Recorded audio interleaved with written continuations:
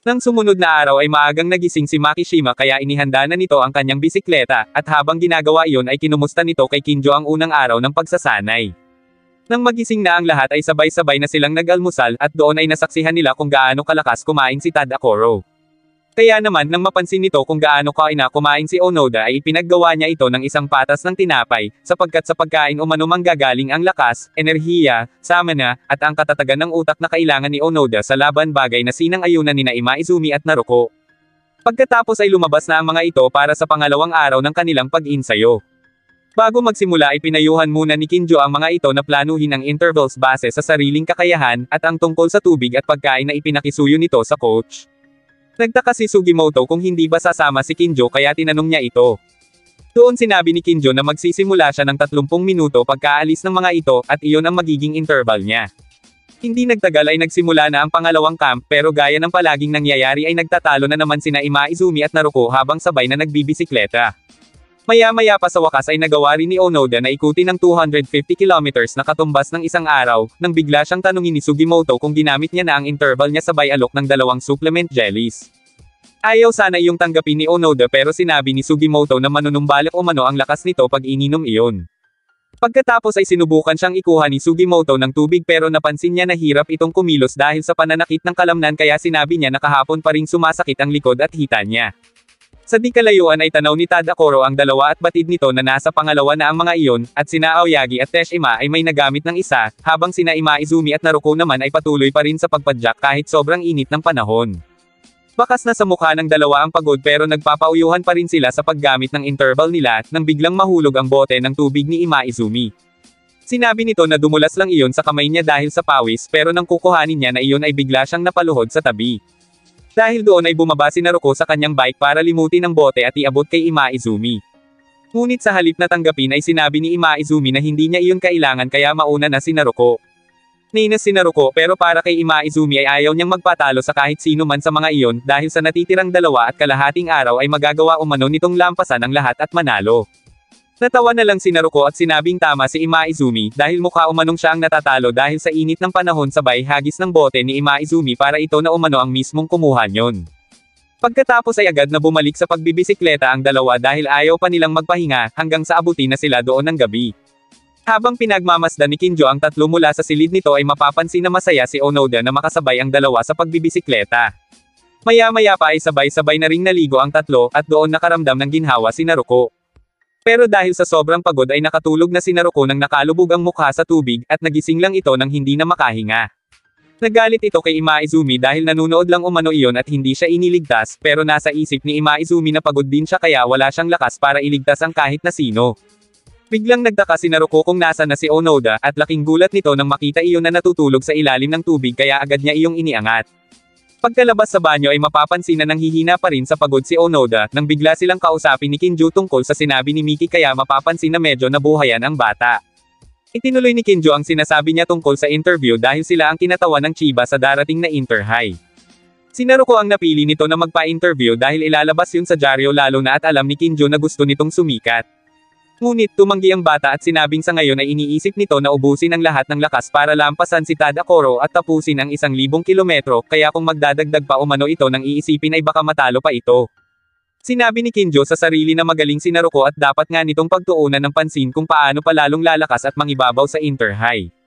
Kinabukasan sa Kyoto Fushimi High School sa pangunguna ng tinatawag nilang Boss Midosuji ay sinimulan na ng mga miyembro ng cycling club ang pag-insayo. Bagamat hindi si Midosuji ang kapitan ng club ay ito ang nasusunod at hindi si Ishigaki na siyang team captain na mapapansing sunod Son Oden lang din. Hindi maipagkakaila ni Ishigaki na si Midosuji ang pinakamagaling sa team nila. Tandang-tanda pa nito ang unang araw na sumali sa kanila si Midosuji. Baguhan pa lang ay bastos na ito at sinabing siya ang magiging ace at siyang magsusuot ng numero 1. Tinamon nito si Ishigaki sa isang karera para umano maintindihan nila ito. Pumayag si Ishigaki kaya napatunayan ni Midosuji kung gaano talaga siya kagaling. 3 minuto ang pagitan nila sa Yurishige Mountain Road at isa lang iyong first year at ang gamit pa ay hiram lang na bisikleta. Dahil doon ay pumayag si Ishigaki na iyon na ang magiging ace. Layunin ni Midosuji na makasali sa Inter-High at makamit ang tagumpay, at durugan ang mga hari sa Hakone Academy. Samantala, sa Hakone Academy, ipinatawag na kay Nita ang mga miyembro ng cycling club para sa interview ng mga ito. Pagkatapos ay isa-isa ang mga iyong ipinakilala ng coach sa harap ng kamera. Una na ay ang team captain at ace na si Fukutomi, ang assistant na si Arakita, ang climber nila na si Tudo, ang sprinter na si Shinkai, ang second year na sprinter din na si Izumaida, at ang climber din na si Kuroda. Matapos ipakilala lahat ay nagsalita si Fukutomi at sinabing hindi lang siya ang nag-iisang ace ng team kundi lahat sila sa team, bagay na ikinagulat ng media. Pagkatapos ng interview ay sama-samang lumabas ang anim at doon nila nakita ang pagdating ng itinuturing nilang pasaway sa team, ang first year na si Manami. Humingi ito ng pasensya sa team pero naiintindihan ni Fukutomi na wala talaga iyong plano na pumunta sa interview kaya nagpatuloy na uli ito. Ngunit napahinto si Manami nang sabihin ni Tudo na mga 20 kilometro ang layo mula doon ay may isang cycling sports center, at ang team na kumakatawan sa Chiba ay may ginagawa umanong camp doon. Natigilan si Manami at napangiti nang mabanggit ni Tudo ang tungkol sa isa umanong nakakatawa na climber din. Kinabukasan ay maagang nagising si Onoda kumpara sa lahat ng mga kasamahan niya. Tahimik siyang naglakad palabas ng silid upang hindi muna magising ang iba dahil alam niya na napagod ang mga ito kahapon. Pumunta si Onoda sa labas at habang nakatitig sa kanyang bisikleta ay naisip niya na ikatlong araw na pero sa kanilang lahat ay siya ang pinakakulelat sa pwesto. 610 kilometers pa ang dapat niyang matapos sa loob ng 2 araw kaya napaisip muli si Onoda kung kakayanin niya ba iyon. Dahil doon ay nagpalit na agad si Onoda ng kanyang jersey sapagkat para dito ay hindi siya pwedeng sumuko dahil sumali siya doon para malaman ang kakayahan niya. Tulad ni Makishima, para mapatunayan nito ang kanyang kakayahan ay wala itong ibang ginawa kundi magsanay mapaaraw man o gabi. Isinantabi naman ni Naruko ang pagpapa-interview para matuunan ang pagsasanay, kaya naman sinabi ni Onoda na dapat niyang gawin ang lahat ng makakaya niya. Napagdesisyonan ni Onoda na tapusin ang natitira niyang lap ng mas mabagal kesa sa iba kaya mas lalayuan niya ang distansya niya kesa sa lahat. Maya-maya pa ay nagsimula ng pumadyak si Onoda at nakikita iyon ng gising ng si Kinju. Napansin nito na unti-unti nang bumibilis ang bata at iyon din naman ang napansin ni Onoda sa sarili niya ng mga oras na iyon dahil napansin nito na mas mabilis niya nang natatapos ang bawat lap kesa kahapon. Pakiramdam niya ay nasasanay na ang katawan niya sa bigat ng gulong ng bike kaya inisip ni Onoda na kung mapapanatili niya ang ganong bilis ay walang duda na matatapos niya ang 1,000 kilometro. Parang naging laro na lang ngayon sa kanya ang pag-akyat kaya mababakas ang tuwa sa mukha ng ating bida. Maya-maya pa ay may napansin si Onoda na isa pang bisikleta sa unahan niya at inisip na baka si Kinjo iyon pero nagtaka siya dahil mabilis iyong magbisikleta sa paahon kaya ipinagpalumagay niya na si Makishima yun. Para makumpirma ay binilisan pa ni Onoda at doon niya nakita ang pamilyar na itsura at bisikleta ng lalaki. Tinawag niya ito at paglingon ng lalaki ay nagulat si Onoda dahil si Manami pala iyon ang nagbigay sa kanya ng bote ng tubig nung nakaraan. Tinanong ni Onoda kung ano ang ginagawa doon ni Manami pero nabigla siya nang sabihin nito na naroon ito para manmanan at pag-aralan ang team nila. Inamin ni Manami na palihim siyang pumasok doon kaninang umaga dahil alam naman niya na bawal siya doon bilang siya ay taga Hakone Academy. Ikinwento rin niya kay Onoda na ang eskwelahan nila ang nagkampiyon noong nakaraang taon sa ginawang Inter-High pero wala siyang alam sa nangyari noon dahil first year pa lang naman siya ngayon.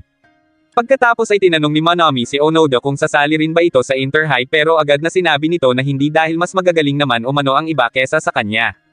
Medyo hindi nagustuhan ni Manami ang sagot ni Onoda kaya sinabi nito na dahil pareho silang mahilig sa mga slope ay matutuwa siya kung makikita niya ito na lumaban sa Inter-High.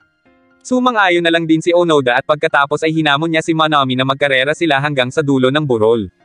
Ngunit bago sila mag-umpisa ay naalala ni Onoda na magpasalamat sa pagbibigay sa kanya ni Manami ng tubig nung isang araw at sinabing isosoli niya na ang tumbler.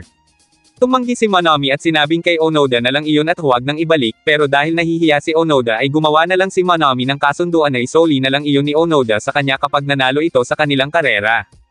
Dahil doon ay inumpisahan na nila ang laban at habang pumapadyak ay nakikita ni Manami na minsan ay nawawalan si Onoda ng balanse sa mga paliko at medyo mabagal.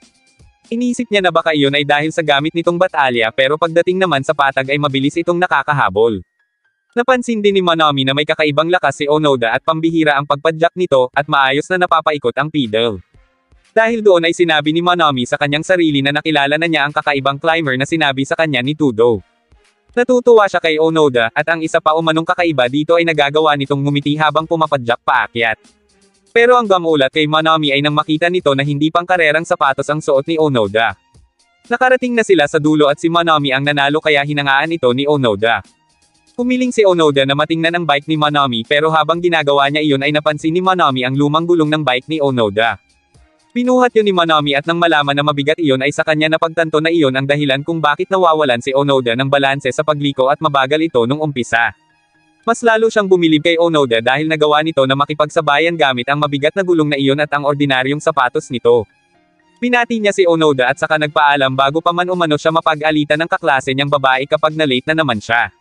Muli ay nagpasalamat si Onoda pero nahihiya pa rin ito dahil hindi niya naibalik ang tumbler. Dahil doon ay sinabi ni Monomi na babawiin niya na nga lang iyon pero hindi ngayon, kundi sa summer dahil hihintayin niya si Onoda sa Inter-High, bagay na ikinagulat nito. Maya-maya pa ay nagising na sina Ima Izumi at Naruko at sabay nilang napansin na wala na sa silid si Onoda. Matapos makapagpalit ng jersey ay nagsimula na rin ang dalawa habang pinagmamasdan sila ni Kinju. Dumating si Tadakoro at sinabi sa team captain na walang duda na alam na ng mga first year ang dapat ng mga itong gawin. Para naman kay Kinjo, kung hindi umano ng mga iyon malalaman ang tungkol doon ay wala ang mga iyong tsansa na makasali sa Inter-High. Samantala, tinawagan naman ni Tudo si Monomi upang tanungin kung kumusta na ang ginagawa nitong pagmamanen. Sinabi ni Monomi na masaya naman kaya nagtaka si Tudo. Ibinalita ni Monomi na nakita niya ang climber na sinasabi ni Tudo at magaling umano iyon. Dahil pinuri umano ni Monomi ang climber na iyon, ibig sabihin ay kailangan nilang trabahuhan iyon. Itinanong ni Tudo kung anong itsura ng climber kaya sinabi ni Monomi na palagi iyong nakangiti kapag pumapadyak, maikli lang ang buhok at nakasalamin na medyo may kalakihan. Dahil doon ay inisip ni Tudo na mukhang nagbago na umano ng itsura si Makishima pero nang mapuutol ang tawag ay parehong nagtaka ang dalawa kung sino ba ang tinutukoy ng isa't isa. Patuloy na pumapadyak ang team habang para kina Aoyagi at Teshima ay sila ang dapat na makapasok sa Inter-High. Dahil naman sa sinabi ni Monomi, naging interesado si Onoda na makasali sa Inter-High kaya nang makasabay niya muli sina Ima Izumi at Naruko ay tinanong niya sa mga ito kung ano ang dapat niyang gawin para makasali doon. Natigilan ang dalawa nang marinig iyon dahil hindi ang mga ito makapaniwala na sasabihin yun ni Onoda. Ngunit para kay Naruko ay hindi rin niya alam kung paano sasagutin ang tanong ni Onoda kaya nagpayo siya na tapusin na lang siguro nito ang pagsasanay na iyon at baka sakaling makita ni Onoda ang kasagutan sa tanong. Ipinaalala rin ni Naruko ang sinabi ni Kinjo na kapag hindi niya nakumpleto ang 1,000 kilometro ay laglag na siya at kung hindi niya malalampasan ang bawat pagsubok na ibibigay sa kanya ay wala siyang puwang sa club. Dahil doon ay mas naging determinado si Onoda na tapusin na ang 1,000 kilometro na iyon. Maya-maya pa ay napansin ni Kinjo na sa patatlong araw na iyon ay alam nila kung paano gamitin ang tamang lakas nila sa pagpadyak kaya naman iniba nito ang display. Sa halip na by class ang order ay pinalitan nito ng by laps na natapos ng mga iyon. Nang mapansin iyon ng mga first year ay inisip ni Naruko na pinaglalaroan sila ni Kinjo at mukhang karera na umano ang gusto nito pero para kay Ima Izumi ay gusto lang niyo na paglabanan sila sa isa't isa. Samantala, si Onoda naman na nasa pinakahuling pwesto ay inisip na wala na siyang gaanong magagawa pa, kundi ang harapin ang pagsubok na nakaabang sa kanya, kaya ang dapat niya nalang gawin ay pumadyak ng pumadyak sa abot ng kanyang makakaya dahil iyon din naman ang sinabi sa kanya ni Makishima. Maya-maya pa ay nalampasan na ni Onoda si Sugimoto pero hindi ito nag-alala dahil iniisip nito na malaki naman ang agwat niya kay Onoda sa mga naunang laps at mas lamang pa rin naman siya. Samantala, napansin naman ni Aoyagi na mukhang nagpapakitang gilas umano ang mga first year pero sinabi ni Teshima na titingnan nila kung makakaya silang lampasan ng mga iyon. Pansin din ni Tadakoro na tuloy sa pag-arangkada ang mga first year kaya inisip nito kung mas bibilisan kaya ng mga second year ang pagpapatakbo para malamangan ang mga first year pero hindi umano nagbabago ng bilis ang mga iyon. Sa mga oras na ito ay 2 lap na lang ang hinahabol ni Ima Izumi sa mga second year at para kay Naruko ay aabutan na nila ang mga iyon. Nang malampasan nila ang dalawa ay nagtaka si Naruko kung bakit hindi nataranta ang dalawa kaya sinabi ni Ima Izumi na lamang pa rin naman ang mga iyon ng 2 lap na may katumbas na 10 kilometro. Dagdag pa ni Ima Izumi na sa isang karera ay mahirap nang matalo ang distansyang iyon at pasalamat pa nga dapat sila dahil hindi binabago ng dalawa ang bilis ng pagpadyak ng mga ito.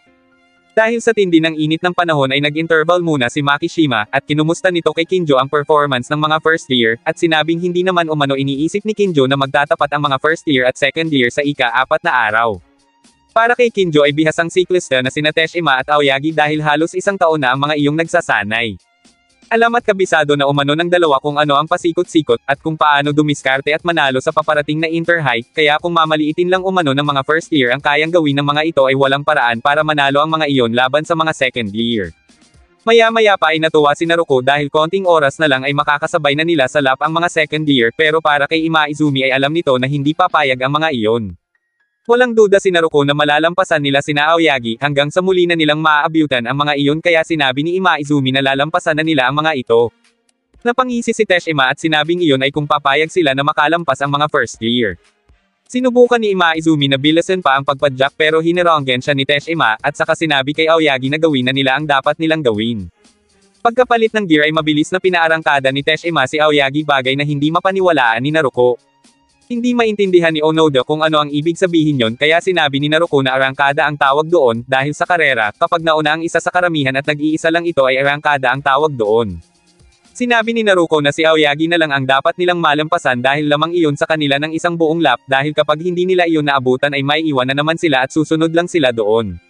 Alam ni Imaizumi na sinasadya iyon ng mga second year, bagay na kinumpirma ni Teshima. Pero natawa lang si Naruko at sinabing pasensyahan na lang sila ni Aoyagi, dahil sana ay naisip muna umano nito ang sitwasyon bago umarangkada. Pagsisisihan umano yun ni Aoyagi, lalo na at matarik na slope ang pinag-uusapan, ang pinakagustong daan at balwarte ng speedman ng naniwa. Pinilisan ni Naruko ang pagpadyak, pero laking gulat nito nang harangan siya ni Teshima, kaya muntik na siyang matamba. Nainis si Naruko at sinabing hinaharangan sila ni Teshima para makaarangkada ng husto si Aoyagi, at tuluyan na silang maiwan.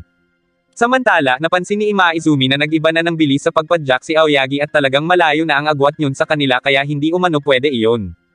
Sinubukan niyang bilisan ang pagpadyak pero muli ay hinironggen siya ni Teshima, at inasorpa siya nito sa pamamagitan ng pagtawag na elitista. Sinaway ito ni Imaizumi pero nagpatuloy pa rin ito at ipinaalala pa kay Imaizumi na ilang beses na silang naging magkalaban noon sa karera, ngunit si Imaizumi ang palaging sumasolta sa podium noon, kaya niya ito tinatawag na elitista. Natawa si Naruko at sinabing tigilan na ni Teshima ang pagbabalik tanaw at saka nito binilisan ang pagpadyak, kaya naunahan na nito si Teshima. Hinayaan na ito ni Teshima at sinabing hanggang ngayon ay hindi pa rin alam ni Naruko ang dapat gawin kapag nakaabot na sa ganoong stage. Gaya niya, noong nalaman niya na hindi siya ganoon kagaling na siklista ay pinaghandaan niya kung ano ang dapat niyang gawin, at ginamit niya ang talino niya upang makalikha ng stratehiya para makabuo ng plano. Para kay Teshima ay maling-mali ang timing ni Naruko dahil wala na umano itong patag na dadaanan.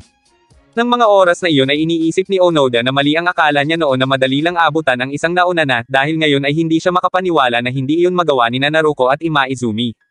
Nagtataka naman si Imaizumi kung sinadya ba ni Teshima na magkwento para sirain ang diskarte at timing ni Naruko sa pagpapatakbo, at kung hinintay ba nito ang slope. Huling inisor ni Teshima ang mga first year at sinabing 3 laps pa ang natitira, at sa 3 lap na iyon ay opisyal nang magtatapos ang laban, dahil alam umano nito na sa 3 lap na iyon ay susuko na rin ang mga ito.